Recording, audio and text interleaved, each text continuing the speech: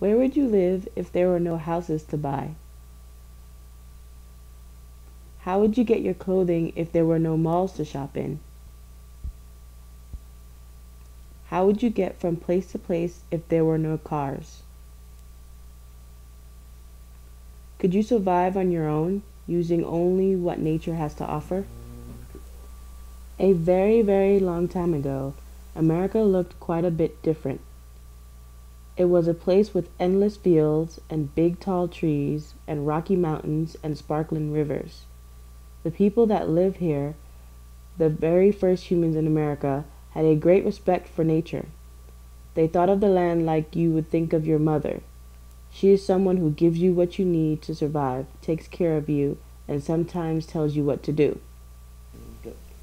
Mother Nature gave these first people medicine from her plants, clothing from her animals, and houses from her trees, and in return they loved her. Sometimes she got mad, like when there was a thunderstorm. They took this as a sign to straighten up. Things were going pretty well for America's first people for thousands of years.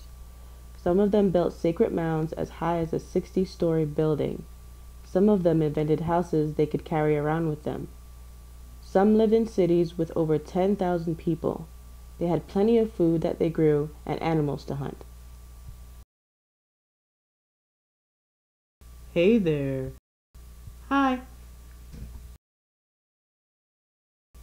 Soon they had so many babies that there were over 10 million people, maybe a lot more. They lived in every corner of what is now the United States and had unique and different ways of living depending on what nature gave them in their region. But then, one day, something happened that changed everything. An explorer named Christopher Columbus arrived on the shores of the American continent and decided to claim the land for Spain. Hey, we were here first. Oh, I must be in India. He thought he had landed in India, so he called the people he saw Indians, a name that seemed to stick.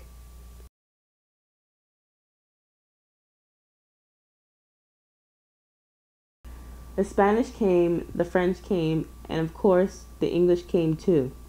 And they stayed. Native Americans became friends with these newcomers at first, but then things began to change because the settlers wanted their land. Native Americans fought back to keep the land they knew as home, but with so many new people coming, the natives were starting to become outnumbered. With less and less land, how would the natives keep their own separate way of life? President George Washington thought he had a solution. Hey, why don't you guys just become more like us? Then you won't need your own separate land.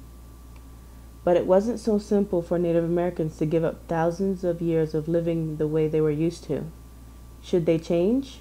Some thought it would be a good idea to try new things, but others were afraid of losing their Native American culture, of losing what made them unique. And above all, no one wanted to leave their homeland.